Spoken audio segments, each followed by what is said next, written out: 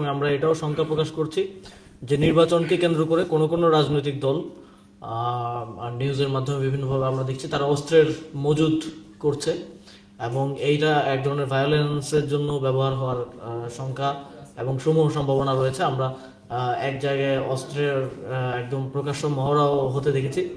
এটা আমাদের জন্য অ্যালার্মিং এখন পর্যন্ত সোফার। এবার আমি মনে করব যে সরকার কিংবা নির্বাচন কমিশনের সফলতা থেকে এটা বেশিরভাগ রাজনৈতিক দলেরই ক্রেডিটটা যাবে যে এখন পর্যন্ত বাংলাদেশে সাধারণত নির্বাচনের আগে যেরকম পরিস্থিতি দেখা যায় তার থেকে একটা ভালো পরিবেশ আছে। আমরা দেখছি যে একজন প্রার্থী তার বিপরীত প্রার্থীর সাথেও প্রচারণার সময় কোলাকুলি করছেন কিংবা একটা সৌহার্দ্যের জায়গা আমরা হয়তো দেখছি কিছু কিছু জায়গায়। তবে এর পেছনে একটা কালো দিকও আছে, সেটা হচ্ছে অনেকে অস্ত্রের মজুদ করছে নির্বাচনকে সামনে রেখে। আমার মনে হয় এই বিষয়গুলোর ক্ষেত্রে আইন শৃঙ্খলা রক্ষাকারী বাহিনী, নির্বাচন কমিশনের আরো কঠোর হওয়া এবং আরো ভালোভাবে স্ক্রুটিনি করার প্রয়োজন আছে। কারণ অস্ত্রের মজুদ যদি থাকে সেক্ষেত্রে নির্বাচনের দিন এটা একটা ভয়াবহ রূপ ধারণ করতে পারে এবং অনেক জায়গায় নির্বাচন বন্ধ হয়ে যাওয়ার উপক্রম হতে পারে। তো সেক্ষেত্রে আমাদের আহ্বান থাকবে যে এই যৌথ বাহিনীর মহড়া এবং যৌথ বাহিনীর এই ধরনের অভিযানগুলো আরো গুরুতরভাবে চালানো উচিত এবং এ ধরনের অস্ত্রের মজুদ যাদের কাছে আছে, যারা এখন এই চোরাকারবারি করছে বা বহন করছে, সেগুলোকে তাদের ইয়েতে নেওয়া উচিত। আমরা দেখছি নির্বাচনকে কেন্দ্র করে আমরা অনেক জায়গায় অনেক প্রার্থীদেরও কথা শুনছি যে তারা বিভিন্ন পথসভায়, বিভিন্ন ছোট ছোট জনসভায় বা উঠান বৈঠকে ভোটারদেরকে হুমকি প্রদান করছেন ভোট দেওয়ার ক্ষেত্রে। এটা পাবলিকলি মিডিয়ার মাধ্যমে, আপনাদের মাধ্যমে আমরা জানতে পারছি, বাংলাদেশের মানুষ দেখতে পাচ্ছে। এটা খুবই দুঃখজনক। জুলাই গণঅভ্যুত্থানের পরে আমরা একটি নির্বাচন আয়োজন করছি এবং এই নির্বাচনে প্রত্যেকটা রাজনৈতিক দল একটা প্রতিদ্বন্দ্বিতার মধ্যে আছে। আমরা আশা করব যে কোনো প্রার্থী এ ধরনের ধৃষ্টতা দেখাবে না। তবে সবচেয়ে অ্যালার্মিং যেটা, সেটা হচ্ছে আমরা দেখছি ছোট ছোট লঘু অপরাধে কিছু স্পেসিফিক রাজনৈতিক দল, যেমন জাতীয় নাগরিক পার্টি হয়তো এটার শিকার হয়েছে সবচেয়ে বেশি, শোকজ কিংবা জরিমানার শিকার হচ্ছে। কিন্তু সরাসরি ভোটারদেরকে যারা হুমকি দিচ্ছেন তাদেরকে নির্বাচন কমিশন কিংবা নির্বাচন পরিচালনার যারা দায়িত্বে আছেন, কর্তৃপক্ষ আছেন, তাদের বিরুদ্ধে কোনো ব্যবস্থা নিচ্ছেন না। এটা একদম ক্লিয়ার বায়াসনেস শো করা হচ্ছে বলে আমাদের মনে হয়। আমরা দেখছি যে অনেকেই আচরণবিধি লঙ্ঘন করছে। রাত 8টা পর্যন্ত মাইক বাজানোর থাকলেও 8টার পরে, 10টার পরে, রাত 2টা, 3টা, 4টা বাজেও বড় বড় সমাবেশ হচ্ছে এবং সেখানে 3টা মাইকের একটা বাধ্যবাধকতা থাকার পরেও আমরা আমাদের পথসভা করেছি, সেখানে আমরা ওই অডিয়েন্স না শুনলেও 3টা মাইক দিয়ে প্রোগ্রাম করেছি। অথচ আমরা দেখছি যে অনেকে 3টা তো না, বরং 300-400 মাইক ইউজ করছে, যেটা সরাসরি আচরণবিধি লঙ্ঘন। কিন্তু সে বিষয়ে নির্বাচন কমিশন বা সংশ্লিষ্ট কর্তৃপক্ষের কোনো ভ্রুক্ষেপ নেই। এটা শঙ্কার বিষয়। এটা লেভেল প্লেইং ফিল্ডকে ড্যামেজ করছে আর কি। আমরা দেখেছি, যেটা আমার আগে আকিব ইশতিয়াক ভাই বললেন, যে একটি দল ইতিমধ্যেই জুলাই সনদে যে সনদে তারা স্বাক্ষর করেছে সেটা ভায়োলেট করেছে। আমার মনে হয় এটা আরো স্পষ্টভাবে বাংলাদেশের জনগণের কাছে পরিষ্কার হওয়া উচিত যে জুলাই সনদে বিএনপি, জামাত সহ জাতীয় নাগরিক পার্টি তাদের কিছু অবজারভেশনের কারণে তখন স্বাক্ষর করেনি। তবে জাতীয় নাগরিক পার্টির কিছু দাবিও ছিল, সেগুলো পরবর্তীতে একটা বোঝাপড়ায় এসেছে, সেজন্য আমরা হ্যাঁ ভোটের পক্ষে প্রচারণা করছি।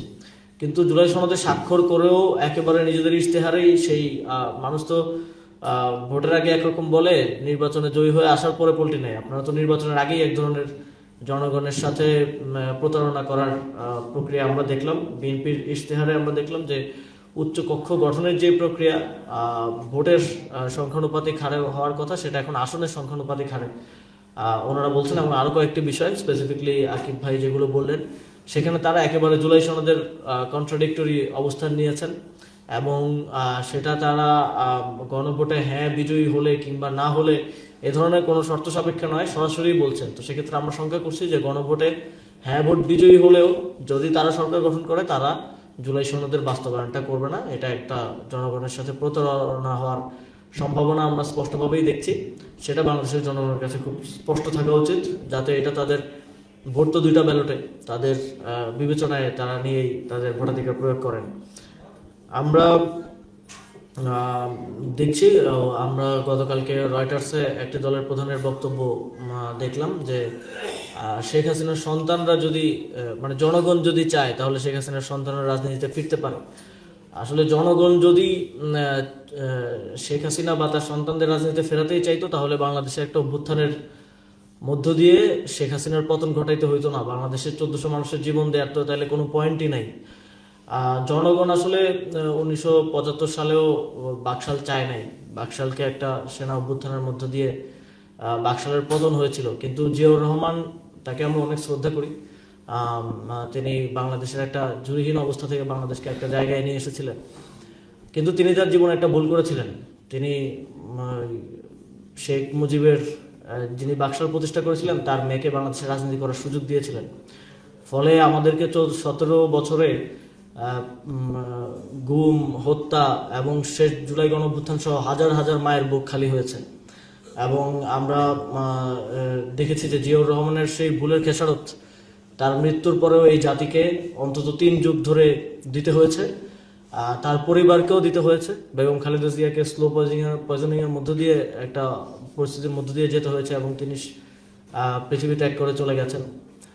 আমার মনে হয় কোনো কোনো রাজনৈতিক দল ক্ষমতার লোভে এতটাই অন্ধ হয়ে গেছে এবং কোনো কোনো নেতা যে তার মায়ের সাথে কি পরিণতি হয়েছিল আওয়ামী লীগকে ফিরিয়ে আনার ফলে সেটাও তারা ভুলে গেছে আর কি। তো এই জায়গাগুলোতে আমাদের মনে হয় যে বিএনপি একটা গণবিরোধী অবস্থান নির্বাচনের আগে নিয়েছে। জুলাই গণঅভ্যুত্থানে যে শহীদদের জীবনের বিনিময়ে এবং হাজার হাজার প্রায় 30,000 আহত এবং অনেকের অঙ্গহানি হয়েছে, অনেকের চোখ হারিয়েছে, তাদের আত্মত্যাগের বিনিময়ে যেই একটা গণতান্ত্রিক পরিবেশ সৃষ্টি হয়েছে, সেখানে আবারও ফ্যাসিবাদী রাজনৈতিক দল, গণহত্যাকারী রাজনৈতিক দল আওয়ামী লীগকে ফিরিয়ে আনার মতো ওই একই ভুল তারেক রহমান করতে যাচ্ছেন এবং করার কথা পাবলিকলি বলছেন। তো আমরা আমাদের পক্ষ থেকে, জাতীয় নাগরিক পার্টির পক্ষ থেকে স্পষ্টভাবে বলতে চাই যে এই ধরনের চেষ্টা যদি কেউ করে তাহলে আমরা জনগণকে সাথে নিয়ে রাজনৈতিকভাবে সেটার জবাব দিব। আর যেই পরিবাররা তাদের সন্তানকে আওয়ামী লীগের হাতে হারিয়েছে তারা কোনোভাবেই এটা মেনে নিবে না যে আওয়ামী লীগ আবার বাংলাদেশের রাজনীতিতে ফিরে আসবে এই যখন বিচার কার্যক্রমও চলমান আছে। তো আমাদের মনে হয় যে এই বক্তব্যের মধ্য দিয়ে ওনারা এটাও পরিষ্কার করেছেন যে আওয়ামী লীগের ক্ষেত্রে ওনারা অনেকটাই আসলে দুর্বল। এবং এটা আরেকটা শঙ্কার উদ্রেক করে, সেটা হচ্ছে আমরা মনে করি না যে বিএনপি ক্ষমতায় আসলে আওয়ামী লীগের যেই গণহত্যা এবং বিগত 17 বছরের দুর্নীতি থেকে শুরু করে যা যা তারা করেছে সেটার কোনোটারই বিচার হওয়ার কোনো সম্ভাবনা আছে, কারণ তাদের মধ্যে এক ধরনের বায়াসনেস আওয়ামী লীগের প্রতি আমরা দেখতে পাচ্ছি। আমরা দেখেছি যে বিভিন্ন লবিস্ট ফার্ম নিয়োগ দেওয়া হয়েছে গণঅভ্যুত্থানের পর থেকে আওয়ামী লীগকে আবার রাজনীতিতে ফিরিয়ে আনার জন্য, রাজনীতিতে আবার প্রাসঙ্গিক করে তোলার জন্য। আমরা দেখেছি যে বিভিন্ন টকশোজীবীরা টকশোতে গিয়ে বলছে যে 20% ভোটার ভোটই দিতে আসবে না, তাহলে একটা অংশগ্রহণমূলক নির্বাচন কিভাবে হয়। অথচ আমরা দেখলাম যে আওয়ামী লীগের একদম টপ 10 পলিসি মেকারদের মধ্যে 5 জন আজকে ভোট দিয়েছে। এবং আমরা এটাও দেখছি মাঠ পর্যায়ে কাজ করতে গিয়ে যে যারা এমপিদের, আওয়ামী লীগের এমপিদের বা প্রার্থীদের চিফ এজেন্ট থেকে শুরু করে পোলিং এজেন্ট ছিল বা তাদের সাথে কাজ করতো, তারা এখন বিএনপি বা অন্য কোনো রাজনৈতিক দল বা কোনো স্বতন্ত্র প্রার্থীর সাথে কাজ করছে। তো যারা একেবারে নীতি নির্ধারক পর্যায়ে, স্থানীয় এবং জাতীয় পর্যায়ে ছিল, তারাই যদি ভোট দেয়, তারাই যদি নির্বাচনী প্রক্রিয়া অংশগ্রহণ করে, তাহলে ওই 20% সমর্থকের ইয়েটা কোথা থেকে আসে আমরা জানি না। আমরা মনে করি এবারের নির্বাচন যদি সরকার এবং নির্বাচন কমিশন একটা সুষ্ঠু পরিবেশ তৈরি করতে পারে, এবার ইতিহাসে সবচেয়ে বেশি ভোটার টার্ন আউট হবে, ভোটাররা ভোট দিতে আসবে, এরকম একটা আগ্রহ আমরা ভোটারদের মধ্যে এবার প্রত্যক্ষ করেছি। তো আওয়ামী লীগকে ফেরানোর জন্য যে লবিস্টরা কাজ করছেন, আমার মনে হয় অনেক দলেই কাজ করছেন এবং তারা হয়তো বিএনপির মাধ্যমে অনেকটা সফলও হয়েছেন। তারা হয়তো বিএনপি চেয়ারপারসনকে বোঝাতেও সক্ষম হয়েছেন যে আওয়ামী লীগকে ফেরানো দরকার। তবে এটাও বাংলাদেশের মানুষের কাছে স্পষ্ট হওয়া উচিত যে বাংলাদেশের জনগণ যেই দুঃখ দুর্দশার মধ্য দিয়ে, যে অত্যাচার, নিপীড়ন, গুম, খুনের মধ্য দিয়ে বিগত 17টা বছর গেছে, বিএনপি আবার তাদেরকে ফিরিয়ে আনার কথা বলছে। তো বিএনপির আশা আর আওয়ামী লীগের আশার মধ্যে কোনো পার্থক্য আমরা এই মুহূর্তে দাঁড়িয়ে আমরা দেখতে পাচ্ছি না। এবং আমার মনে হয় এটা বিএনপির ওই নেতাকর্মীদের প্রতি এক ধরনের প্রতারণা, যারা আওয়ামী লীগের সময়ে যারা ব্যবসা করতে পারে নাই, চাকরি করতে পারে নাই, যারা রাজপথে জীবন দিয়েছে, যারা জেল খেটেছে, নেতারা সহজেই প্রতারণাটা করতে পারে, কারণ নেতারা তো হয়তো লন্ডনে ছিল বা বিভিন্ন জায়গায় আরামে এসে জীবনযাপন করেছে, কিন্তু যেই নেতাকর্মীরা মাঠ পর্যায়ে ছিল, পরিশ্রম করেছে, কষ্ট করেছে, রক্ত দিয়েছে, ঘাম জড়িয়েছে, তাদের জন্য তাদেরও আই থিঙ্ক এটা নিয়ে স্পিক আউট করা উচিত। এবং আওয়ামী লীগ নিষিদ্ধের যে আন্দোলনটা হয়েছিল বাংলাদেশে, সেখানে দলমত নির্বিশেষে সকল রাজনৈতিক দলের অংশগ্রহণ ছিল এবং একরকম সকল রাজনৈতিক দলের কনসেন্টের ভিত্তিতেই নিষিদ্ধ করা হয়েছিল।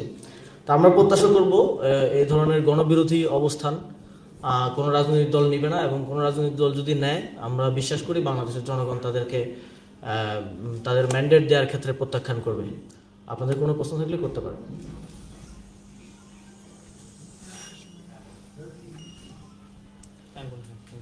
ঠিক আছে, থ্যাংক ইউ, আসসালামু আলাইকুম।